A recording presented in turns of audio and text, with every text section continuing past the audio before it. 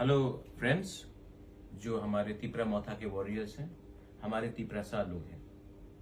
पिछले 3 दिन में बहुत लोगों ने स्पेकुलेट किया है कि हम अलायंस करने वाले हैं।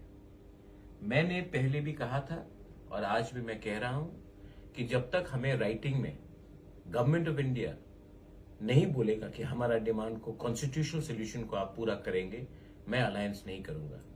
बहुत लोग विश्वास नहीं करते, क्योंकि मैं आपको ब्लेम भी नहीं करता, क्योंकि 46 इयर्स में 1977 के बाद हर regional Tiprasa political party Delhi गया है और कुछ ना कुछ एग्रीमेंट करके लाया है इलेक्शन के पहले और इलेक्शन के बाद तिपरासा को कुछ नहीं मिला।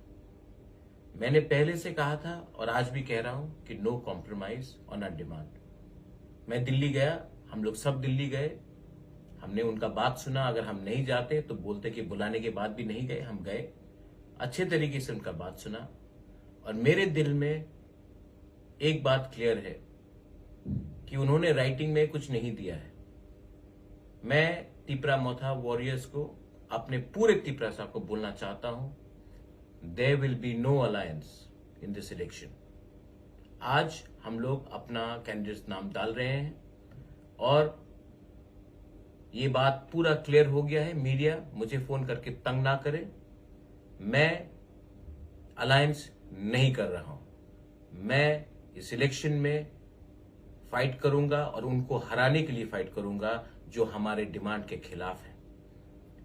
बी रेडी, जीतेगा तो जीतेगा, हारेगा तो हारेगा, लेकिन इस बार वन लास्ट फाइट तो जरूर करेंगे हम। बेलाइनो हम बाय खुलूंगा।